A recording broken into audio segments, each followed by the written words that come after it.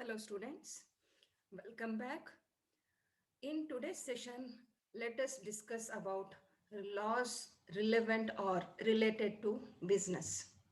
So ವ್ಯವಹಾರಕ್ಕೆ ಸಂಬಂಧಿಸಿದ ಕಾನೂನುಗಳ ಬಗ್ಗೆ ಇಂದು ಚರ್ಚೆ ಮಾಡೋಣ. In my last class we discussed about the components of legal environment. So those components which we studied in the last session are the relevant laws related to business activities. So ಕಳೆದ ಕ್ಲಾಸಿನಲ್ಲಿ ನಾವು ವ್ಯವಹಾರ ಪರಿಸರದ ಘಟಕಗಳ ಬಗ್ಗೆ ಚರ್ಚೆ ಮಾಡಿದ್ವಿ. ಆ ಘಟಕಗಳೇ ಈ ಒಂದು ವ್ಯವಹಾರಕ್ಕೆ ಸಂಬಂಧಿಸಿದ ಕಾನೂನುಗಳಾಗಿವೆ.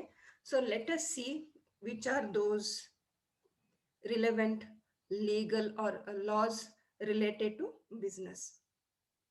So components of legal environment are economic, labor and industrial laws relevant to business. ಕಾನೂನು ಪರಿಸರದ ಘಟಕಗಳು ಅಥವಾ ವ್ಯವಹಾರಕ್ಕೆ ಸಂಬಂಧಿಸಿದ ಆರ್ಥಿಕ, ಕಾರ್ಮಿಕ ಮತ್ತು ಕೈಗಾರಿಕಾ ಕಾನೂನುಗಳು. Let us see, the first one is very important, that is Companies Act 1956. Companies Act 1956 explains the procedure of how to form a company, its fees, procedure, name, constitution, its members, and the objective behind the formation of the company.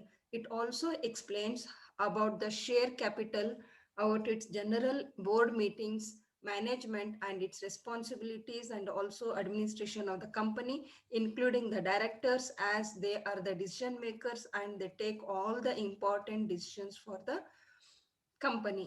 The act explains about the winding of the company as well and what happens in detail during liquidation.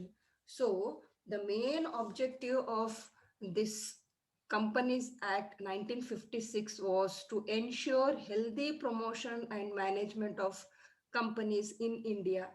It also ensures full and fair disclosure of all responsible information of the company. It also explains the effective participation and control by shareholders in the affairs of the company.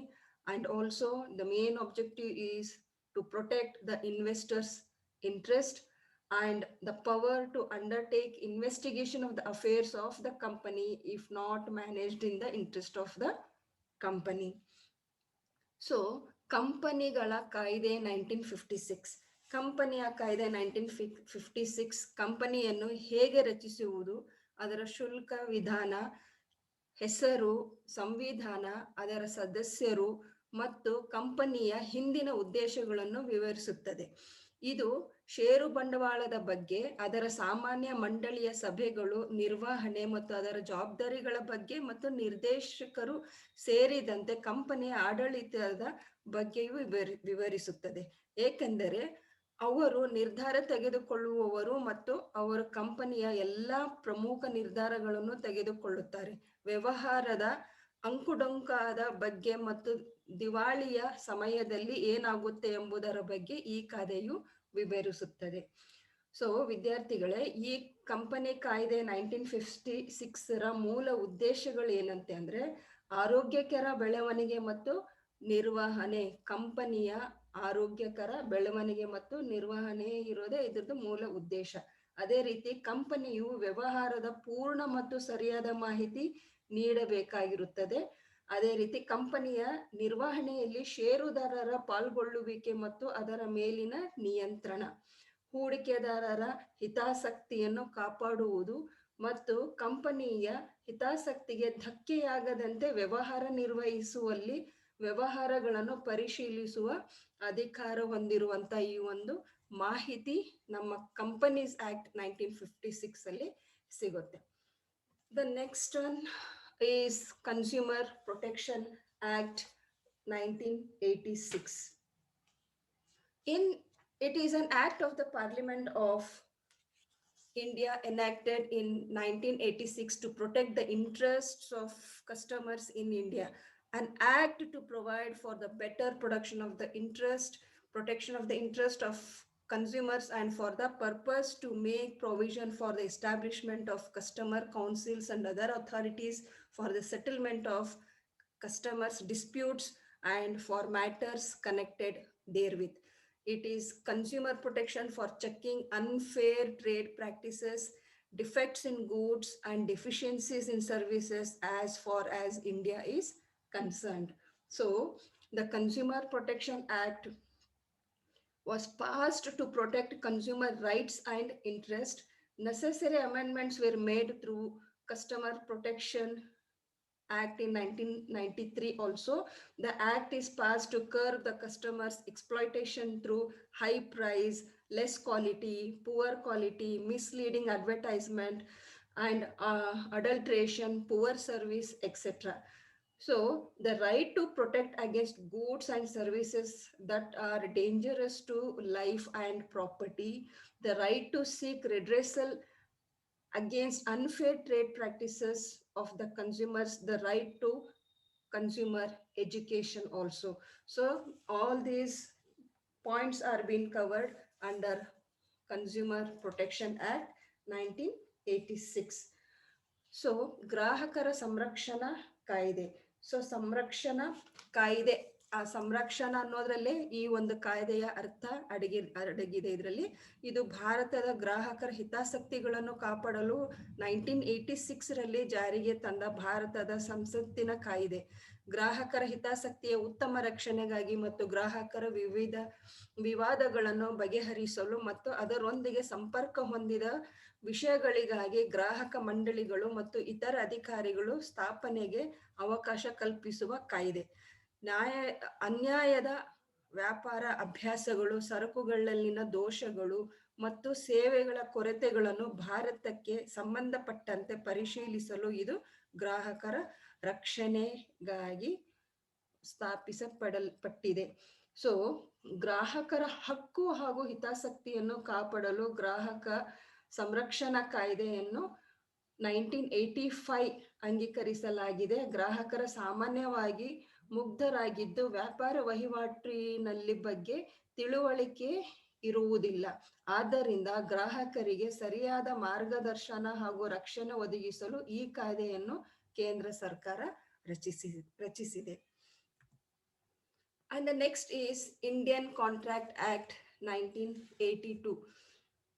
Indian Contract Act 1972 frames and validates the contracts or agreement between various parties. So contract means it is an agreement between the contractor and the contractee.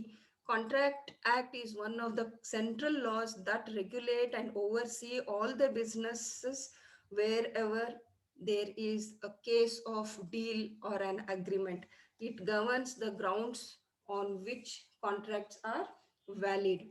Relating to the formation and enforceability of the contract, consideration the various types of contracts, including those of indemnity and guarantee, bailment and pledge, agency, and breach of contract.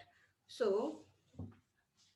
every act of business is governed by Indian Contract Act 1972. The act is broadly classified into general principles of law of contract, section 1 to 75, special kind of contract, section 124 to 238, that is contract of indemnity, guarantee, bailment, and pledge. Law of contract, every act of business is an agreement between two persons. It must satisfy conditions like agreement, lawful business consideration, and legal persons. Various provisions of Contract Act enumerated in Act of 1872 and sections 1 to 75. And there are some special kind of contracts also. Those are contract of guarantee, contract of bailment, contract of pledge, contract of agency, etc., which we can study in detail in higher education. So, Bharatiya Guttige Kaide 1872, ಭಾರತೀಯ ಗುತ್ತಿಗೆ ಕಾಯ್ದೆ ವಿವಿಧ ಪಕ್ಷಗಳ ನಡುವಿನ ಒಪ್ಪಂದಗಳು ಅಥವಾ ಒಪ್ಪಂದಗಳನ್ನು ರೂಪಿಸುತ್ತದೆ ಮತ್ತು ಮೌಲ್ಯೀಕರಿಸುತ್ತದೆ. ಒಪ್ಪಂದ ಅಂತ ಬಂದಾಗ ಇಲ್ಲಿ ಇಬ್ಬರು ವ್ಯಕ್ತಿಗಳ ನಡುವೆ ಒಪ್ಪಂದ ನಡೆಯುತ್ತೆ. ಸೊ ಯಾವುದೇ ಒಂದು ಕೆಲಸ ಕಾರ್ಯಗಳನ್ನು ಮಾಡಿಕೊಡುವಂತ ಸಂದರ್ಭದಲ್ಲಿ ಇಬ್ಬರ ನಡುವೆ ನಡೆಯುವಂತ ಒಂದು ಒಪ್ಪಂದ. ಸೊ ಆ ಒಪ್ಪಂದದಲ್ಲಿ ಯಾವುದೇ ಒಂದು ಗೊಂದಲ ಹುಟ್ಟಬಾರ್ದು ಅನ್ನೋ ಒಂದು ದೃಷ್ಟಿಯಿಂದ ಈ ಒಂದು ಭಾರತೀಯ ಕಾಯ್ದೆಗೆ ಗುತ್ತಿಗೆ ಕಾಯ್ದೆ ಒಂದು ಸ್ಥಾಪಿಸಲ್ಪಟ್ಟಾಯಿತು. ಎಲ್ಲೆಲ್ಲಿ ಒಪ್ಪಂದ ಅಥವಾ ಒಪ್ಪಂದದ ಸಂದರ್ಭದಲ್ಲಿ ಎಲ್ಲ ವ್ಯವಹಾರಗಳನ್ನು ನಿಯಂತ್ರಿಸುವ ಮತ್ತು ಮೇಲ್ವಿಚಾರಣೆ ಮಾಡುವ ಕೇಂದ್ರ ಕಾನೂನುಗಳನ್ನು ಗುತ್ತಿಗೆ ಕಾಯ್ದೆ ಎಂದು ಕರೆಯಲಾಗುತ್ತದೆ. ಒಪ್ಪಂದಗಳ ರಚನೆ ಮತ್ತು ಜಾರಿಗೊಳಿಸುವಿಕೆ, ಪರಿಗಣನೆ, ನಷ್ಟ ಪರಿಹಾರ ಮತ್ತು ಖಾತರಿ, ಜಾಮೀನು ಮತ್ತು ಪ್ರತಿಜ್ಞೆ, ಏಜೆನ್ಸಿ ಮತ್ತು ಒಪ್ಪಂದದ ಉಲ್ಲಂಘನೆ ಸೇರಿದಂತೆ ವಿವಿಧ ರೀತಿಯ ಒಪ್ಪಂದಗಳಿಗೆ ಸಂಬಂಧಿಸಿದ ಒಪ್ಪಂದಗಳು ಮಾನ್ಯವಾಗಿರುವ ಆಧಾರದ ಮೇಲೆ ಇದು ನಿಯಂತ್ರಿಸುತ್ತದೆ. And the next one is FEMA. So what is FEMA? FEMA is the Foreign Exchange Management Act, so which was introduced in the year 1999. It governs India's foreign exchange and regulates the inflow and outflow of foreign exchange and investment into or from India. The Foreign Exchange Management Act 1999 is an act of the Parliament of India to consolidate and amend the law relating to foreign exchange with the objective of facilitating external trade and payments and for promoting the orderly development and maintenance of foreign exchange market in India. It was passed in the winter session of Parliament in 1999, replacing the Foreign Exchange Regulation Act, that is FERA. So in order to control and manage the foreign trade, that is within from the exchange of trade from or within India, so from India to other countries or from other country to India, it may be import or exports and other activities, foreign direct investment, international business, multinational business. In order to control all these things, this FEMA was being introduced in 1999. So FEMA ಭಾರತದ ವಿದೇಶಿ ವಿನಿಮಯವನ್ನು ನಿಯಂತ್ರಿಸುತ್ತದೆ ಮತ್ತು ಭಾರತಕ್ಕೆ और ವಿದೇಶಕ್ಕೆ ವಿದೇಶಿ ವಿನಿಮಯ ಮತ್ತು ಹೂಡಿಕೆಯನ್ನು ಒಳಹರಿವು ಮತ್ತು ಹೊರಹರಿವನ್ನು ನಿಯಂತ್ರಿಸುತ್ತದೆ. ವಿದೇಶಿ ವಿನಿಮಯ ನಿರ್ವಹಣೆ ಕಾಯ್ದೆ 1999 ಅಂದರೆ ಫೆಮಾ ಭಾರತದ ಸಂಸತ್ತಿನ ಒಂದು ಕಾಯ್ದೆ. ವಿದೇಶಿ ವಿನಿಮಯ ಮತ್ತು ಪಾವತಿಗಳನ್ನು ಸುಗಮಗೊಳಿಸುವ ಉದ್ದೇಶದಿಂದ ಮತ್ತು ವಿದೇಶಿ ವಿನಿಮಯದ ಮಾರುಕಟ್ಟೆಯ ಕ್ರಮಬದ್ಧ ಅಭಿವೃದ್ಧಿ ಮತ್ತು ನಿರ್ವಹಣೆಯನ್ನು ಉತ್ತೇಜಿಸುವ ಉದ್ದೇಶದಿಂದ ವಿದೇಶಿ ವಿನಿಮಯಕ್ಕೆ ಸಂಬಂಧಿಸಿದ ಕಾನೂನನ್ನು ಮತ್ತು ತಿದ್ದುಪಡಿ ಮಾಡಲು ಭಾರತದಲ್ಲಿ ವಿದೇಶಿ ವಿನಿಮಯ ನಿಯಂತ್ರಣ ಕಾಯ್ದೆ ಬದಲಿಗೆ 1919ರಲ್ಲಿ ಸಂಸತ್ತಿನ ಚಳಿಗಾಲದ ಅಧಿವೇಶನದಲ್ಲಿ ಇದನ್ನು ಅಂಗೀಕರಿಸಲಾಗಿದೆ. And the next one is SEBI. So what is this? SEBI, Securities Exchange Board of India. So Securities Exchange Board of India Act was introduced in 1992. It is a statutory regulatory body established on the 12th of April 1992. It monitors and regulates the Indian capital and securities market while ensuring to protect the interest of investors, formulating regulation and guidelines to be adhered to. So in this SEBI, we are going to study the sale and purchase of shares in the share market. In order to control this purchase and sale of securities or shares in share market, this SEBI Act was introduced in the year 1992. So SEBI ಎನ್ನುವುದು 1992 April 12ರಂದು ಸ್ಥಾಪಿಸಲಾದ ಶಾಸನಬದ್ಧ ನಿಯಂತ್ರಕ ಸಂಸ್ಥೆಯಾಗಿದೆ. ಇದು ಭಾರತೀಯ ಬಂಡವಾಳ ಮತ್ತು securities ಮಾರುಕಟ್ಟೆಯನ್ನು ಮೇಲ್ವಿಚಾರಣೆ ಮಾಡುತ್ತದೆ ಮತ್ತು ನಿಯಂತ್ರಿಸುತ್ತದೆ ಮತ್ತು ಹೂಡಿಕೆದಾರರು ಹಿತಾಸಕ್ತಿಗಳನ್ನು ಕಾಪಾಡಿಕೊಳ್ಳುವುದನ್ನು ಖಾತ್ರಿಪಡಿಸುತ್ತದೆ.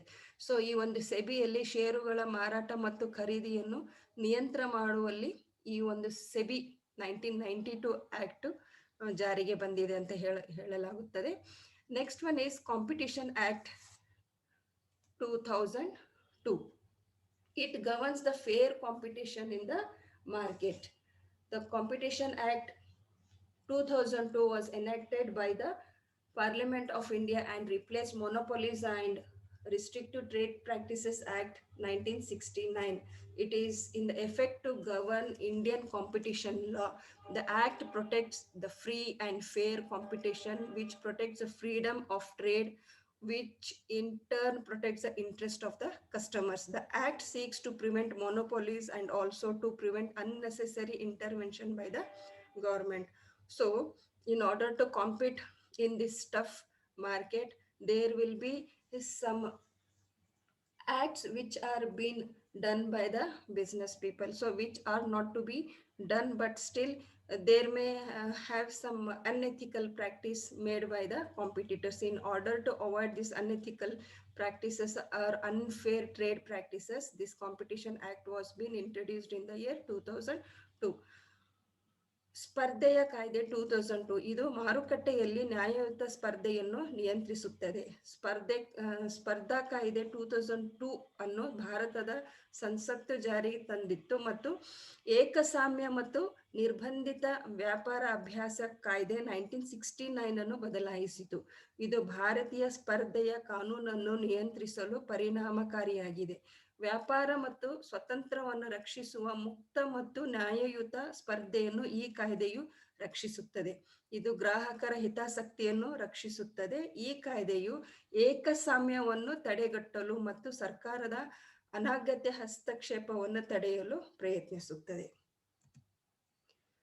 And the next is the Income Tax Act 1961.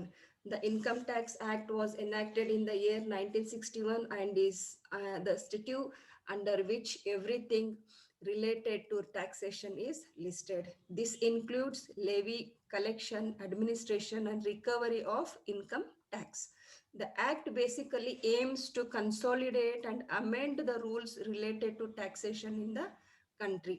The Income Tax Act contains a long list of sections, each of which deal with different aspects of taxation in the country.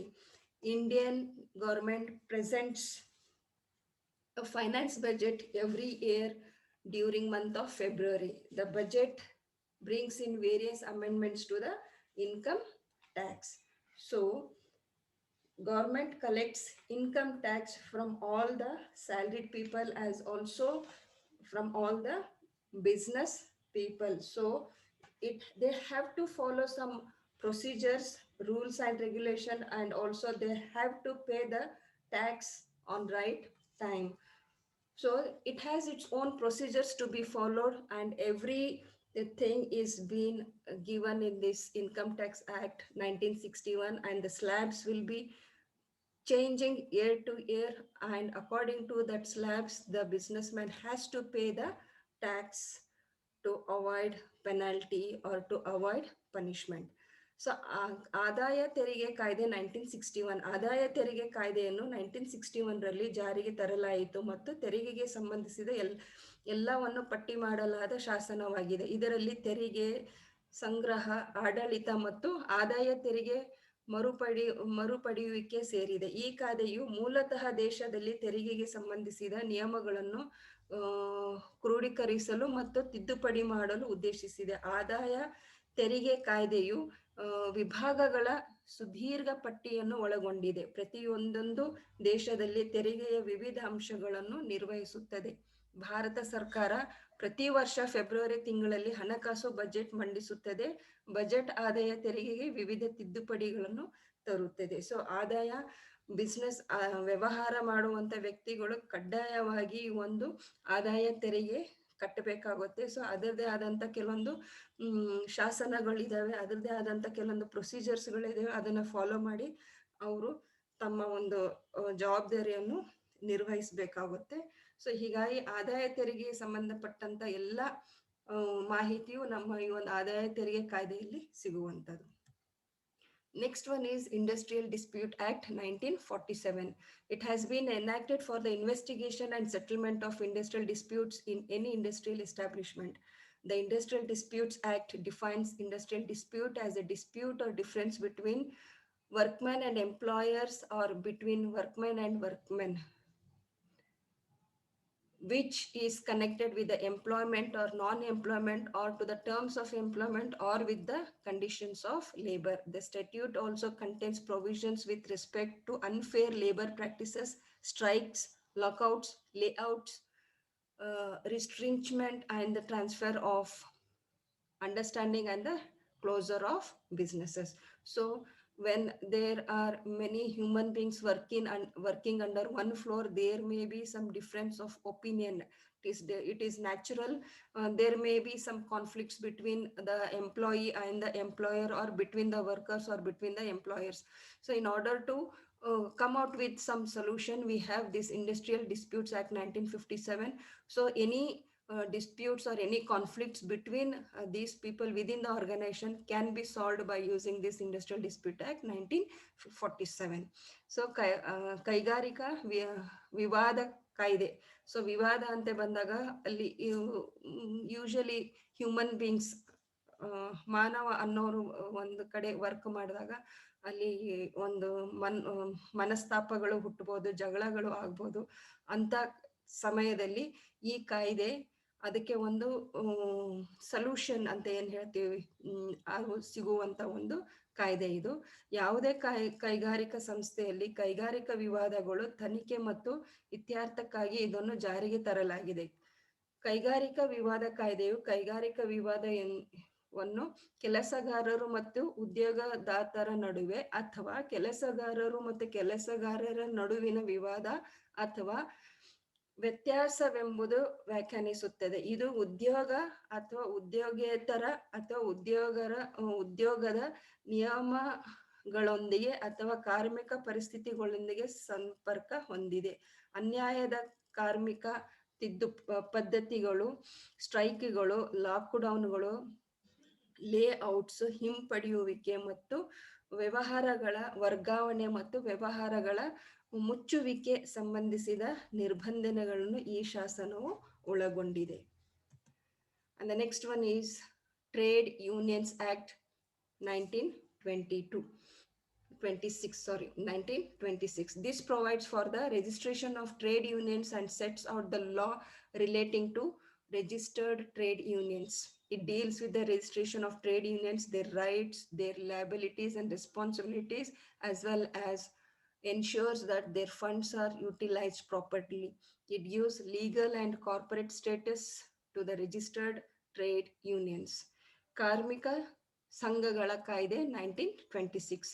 ಕಾರ್ಮಿಕ ಸಂಘ ಇದು ಒಂದು ಬಹಳ ಮುಖ್ಯವಾಗಿರುವಂತ ಒಂದು ಸಂಘ. ಕಾರ್ಮಿಕರಲ್ಲಿ ಏನೇ ಒಂದು ಗೊಂದಲ ಬರಲಿ, ಏನೇ ಒಂದು ಸಮಸ್ಯೆ ಇರಲಿ, ಅವ್ರಿಗೆ ಏನೇ ಒಂದು ಕೆಲಸ ಆಗ್ಬೇಕಾದ್ರೆ ಈ ಕಾರ್ಮಿಕ ಸಂಘಗಳೇ ಇಂದ ಅವರು ಸಹಾಯ ಪಡಿಬಹುದು. ಈ ಕಾರ್ಮಿಕ ಸಂಘಗಳಿಂದ ಅವರು ಸಾಕಷ್ಟು ಕೆಲಸಗಳನ್ನು ಮಾಡುವಂತ ಒಂದು ಕಾಯ್ದೆ ಆಗಿರುತ್ತದೆ. ಇದು ಕಾರ್ಮಿಕ ಸಂಘಗಳ ನೋಂದಣಿಗೆ ಅವಕಾಶ ನೀಡುತ್ತದೆ ಮತ್ತು ನೋಂದಾಯಿತ ಕಾರ್ಮಿಕ ಸಂಘಗಳಿಗೆ ಸಂಬಂಧಿಸಿದ ಕಾನೂನು ರೂಪಿಸುತ್ತದೆ. ಇದು ಕಾರ್ಮಿಕ ಸಂಘಗಳ ನೋಂದಣಿ, ಅದರ ಹಕ್ಕುಗಳು, ಅದರ ಹೊಣೆಗಾರಿಕೆ ಮತ್ತು ಜವಾಬ್ದಾರಿಗಳ ಬಗ್ಗೆ ವ್ಯವಹರಿಸುತ್ತದೆ ಮತ್ತು ಅದರ ಹಣವನ್ನು ಸರಿಯಾಗಿ ಬಳಸಿಕೊಳ್ಳುವಲ್ಲಿ ಖಾತ್ರಿಪಡಿಸುತ್ತದೆ. ಇದು ನೋಂದಾಯಿತ ಕಾರ್ಮಿಕ ಸಂಘಗಳಿಗೆ ಕಾನೂನು ಮತ್ತು ಸಾಂಸ್ಥಿಕ ಸ್ಥಾನಮಾನವನ್ನು ನೀಡುತ್ತದೆ. And the last one is Employee Provident Fund 1952, EPF. This scheme aims to promote retirement savings. So 60 ವರ್ಷ ಮುಗಿದ ಮೇಲೆ ರಿಟೈರ್ಮೆಂಟ್ ಆದ್ಮೇಲೂ ಸಹ ಆ ಒಂದು ಕಾರ್ಮಿಕರು ಅಥವಾ ಎಂಪ್ಲಾಯೀಸ್ ಅಂತ ಏನಿರ್ತಾರೆ ಅವರು ಒಂದು ಒಳ್ಳೇದಾಗ್ಲಿ, ಅವ್ರಿಗೆ ರಿಟೈರ್ಮೆಂಟ್ ನಂತರವೂ ಅವ್ರಿಗೆ ಒಂದು ಫಂಡ್ಸ್ ಸಿಗ್ಲಿ ಅನ್ನೋ ಒಂದು ಉದ್ದೇಶದಿಂದ ಪ್ರಾವಿಡೆಂಟ್ ಫಂಡ್ ಅನ್ನೋದು ಒಂದಿದೆ. ಸೊ ಅವ್ರ ರಿಟೈರ್ಮೆಂಟ್ ನಂತರ ನೀಡುವಂತ ಒಂದು ಫಂಡ್ ಆಗಿರುತ್ತೆ ಇದು. Provident fund is the retirement saving scheme available to all the salaried employees, is backed by the government on which fixed interest is paid. It is formed to administer the mandatory contribution towards a PF scheme by both employees and the employers. So idu all the salaried employees has to pay or to be deducted as a PF from their salary, so that after retirement they can take the same amount for their retirement life. ನೌಕರರ ಭವಿಷ್ಯ ನಿಧಿ 1952 ಈ ಯೋಜನೆಯು ನಿವೃತ್ತಿ ಉಳಿತಾಯವನ್ನು ಉತ್ತೇಜಿಸುವ ಗುರಿಯನ್ನು ಹೊಂದಿದೆ. PF ಎಂಬುದು ಎಲ್ಲ ಸಂಬಳ ಪಡೆಯುವ ನೌಕರರಿಗೆ ಲಭ್ಯವಿರುವ ನಿವೃತ್ತಿ ಉಳಿತಾಯ ಯೋಜನೆಯಾಗಿದ್ದು, ನಿಗದಿತ ಬಡ್ಡಿಯನ್ನು ಪಾವತಿಸುವ ಸರ್ಕಾರದಿಂದ ಬೆಂಬಲಿತವಾಗಿದೆ. PF ಯೋಜನೆ ನೌಕರರು ಮತ್ತು ಉದ್ದಿಮೆದಾತರು ಕಡ್ಡಾಯ ಕೊಡುಗೆ ನೀಡಲು ಇದನ್ನು ರಚಿಸಲಾಗಿದೆ. ಸೊ ಕಡ್ಡಾಯವಾಗಿ ಈ ಉದ್ಯೋಗ ಮಾಡೋಂತ ಅಂದ್ರೆ ಈ ಒಂದು ಸ್ಯಾಲರಿಡ್ ಅಂತ ಏನಿರ್ತವಲ್ಲ, ಅವರು ಸ್ಯಾಲರಿಡ್ ಎಂಪ್ಲಾಯೀಸ್ ಕಡ್ಡಾಯವಾಗಿ ಅವ್ರ ಸ್ಯಾಲ್ರಿಯಿಂದ ಮಂತ್ಲಿ ಇರ್ಬೋದು, ಅದನ್ನ ದುಡ್ಡನ್ನ ಕಟ್ ಮಾಡಿದಾಗ ಆಫ್ಟರ್ ರಿಟೈರ್ಮೆಂಟ್ ಅವರಿಗೆ ಒಂದು ಅಮೌಂಟ್ ಅನ್ನು ಸರ್ಕಾರ ಒದಗಿಸಿ ಕೊಡುವಂತಹದ್ದು. So these are the different acts that are being related to the business or industries. So I thank all the students for patient listening. I'll be back with another session in my next class. So in my next class, I'll be dealing with the role of government. So until then, have a nice time. Thank you very much.